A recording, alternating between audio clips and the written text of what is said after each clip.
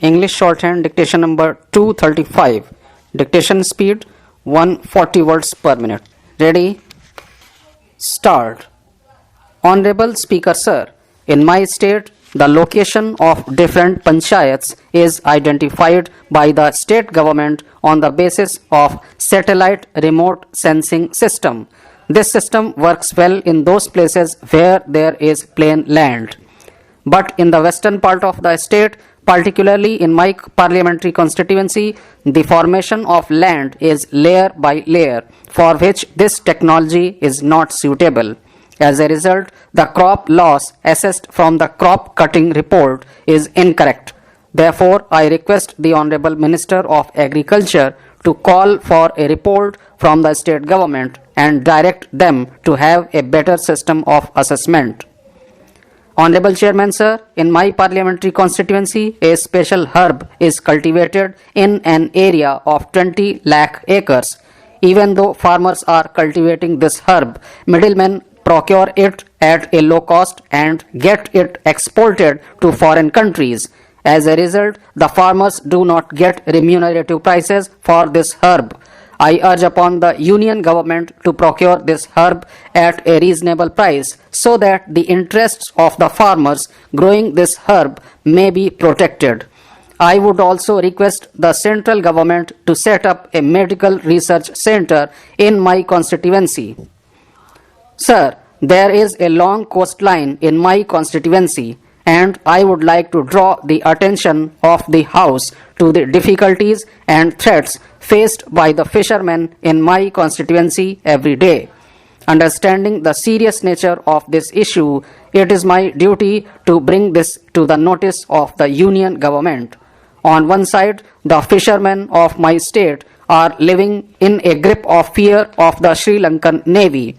On the other side, natural disasters and boat accidents result in loss of lives of fishermen. I want to stress that the union government has the utmost responsibility of protecting the lives of fishermen. I have raised the issue of atrocities faced by Indian fishermen at the hands of the Sri Lankan Navy several times. This union government has always shown a soft approach while Indian fishermen are attacked by the Sri Lankan Navy. I have been stressing the need for finding a permanent solution to this issue. The Indian Coast Guard is assigned the job of giving protection to fishermen. They have to be given adequate number of boats for patrolling so that they can save the lives of fishermen. Safety equipments are not supplied in sufficient quantities to the Indian Coast Guard. They should also be provided enough fuel supply to continue patrolling for long hours. Recently, the fishermen have lost their lives in boat accidents. The government has to show adequate care and concern in saving the lives of fishermen. When natural disasters take place, even the Indian Coast Guard boats cannot be pressed into service for saving the lives of fishermen. In that case, helicopters should be swung into action for saving the distressed fishermen. Sir, I thank you very much for allowing me to raise this matter of urgent public importance. Shipping is the lifeline of the people of my constituency. At present, 4 passenger ships are kept idle without operating. In addition to that, a very big ship is also laid up due to an unexpected fire in the engine. So that ship is not operational. Here I must congratulate the efforts taken by the crew of that ship to extinguish the fire. Otherwise, it would have been a big disaster for the entire country because it was carrying more than 600 passengers on board. Another ship is laid up for the last 15 days in island waters. Now 4 to 5 major ships are not operational. Students who were supposed to appear for their examination and patients who need specialized treatments are all stranded on the island. When I asked why all these ships were not operating, they gave lame excuses. They said that there is no docking facility at Cochin shipyard. I am sure that is not the real reason.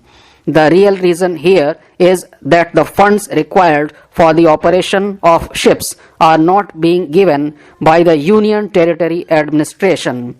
They have a special motive to shift the operation of ships from the public sector to the private sector. This is a very dangerous situation. There are about 3,000 families which are directly employed in the shipping sector.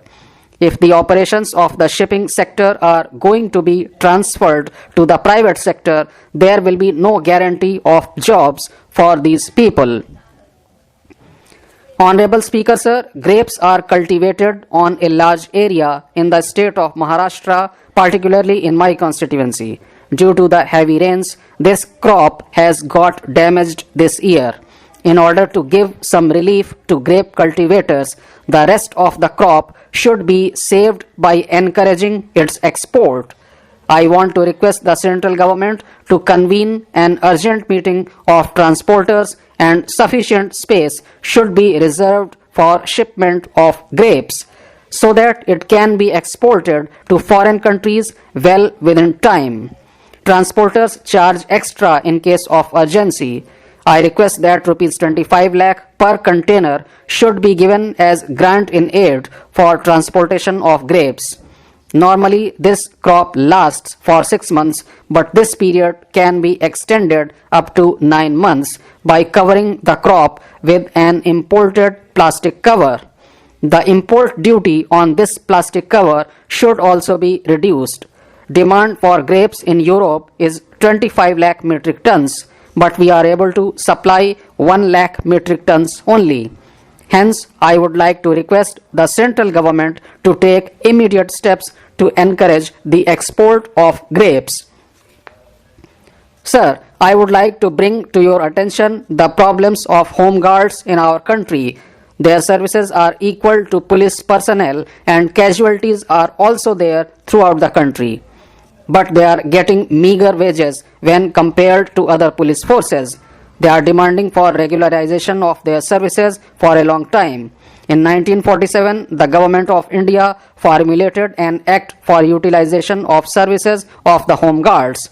The state government has been paying daily wages to the Home Guards, and their recruitment has been taking place since 1962.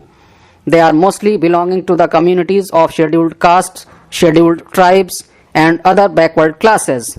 Their services were mentioned in the Home Guards Act as voluntary service. The words voluntary service may be deleted from the Act, and their services may be regularized. The pay and other allowances may also be sanctioned to them at par with police personnel working in other services like police, firefighting, excise, etc. Honorable Chairperson, sir, I would like to draw the attention of this august House towards the increasing number of atrocities against the scheduled tribes, the scheduled castes, and the minorities. The official data shows that crimes against these communities are increasing in an alarming way. I recently visited Assam, where I saw that thousands of innocent people were being driven away from the places where they had been living for years together. We are witnessing the same experience in other places also. This House knows very well the Tripura incident, where a mosque was demolished and atrocities on the Muslim population took place. These are all very sad things. All this is used as an instrument to torture the innocent people. Recently, a church was attacked and vandalized in Karnataka. This is a horrific trend. In a prominent city in Haryana, Muslims are not being allowed to offer Friday prayers for the last 2 months. When people come for offering Friday prayers, hooligans attack them. This is a very sad thing. This kind of vandalism is going on all over the country. This is nothing but misuse of power. People are complaining about that, but the police personnel are standing as mute spectators and are not taking any action when these kinds of things are going on. The innocent Muslims are escaping from that place to save their lives. In this regard, I would like to say that approximately 4 lakh Muslims are living in that area. You can very well imagine their deplorable condition when they are being denied weekly prayer. This house may seriously think about that. Not only that, there is spreading of hate speeches also. These kinds of things are spoiling the secular nature of this country.